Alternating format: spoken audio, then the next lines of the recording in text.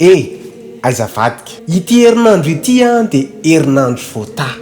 Hivavaka isika tompoko.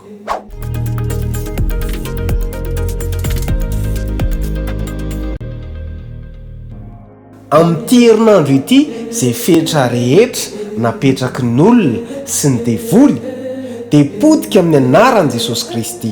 Mivavaka ary ambarako fa izay fetra rehetra nametranao omaly dia tsy manana fahefana aminao intsony amin'ny anaran'i Jesosy Kristy. Amin'ity herinandro ity dia hisokatra aminao ny varavarana, tapatapaka ny vy rehetra. Tsy fotoana ny fahanginana intsony izao fa fotoana ny fihetsehana, fotoana ny manifestation. Ambaraka eo amin'ny fiainanao izay natombok'Andriamanitra taminao, satria voatendry andresy, aomby, androso ianao. Ambarako ny fahombiazana amin'izay kasihanao, amin'ny fianarana, amin'ny fanambadiana, amin'ny tetikasa, iaina, ho hitanao, hijoro vavolombelon'ny fahatsaran'Andriamanitra ianao. Amen.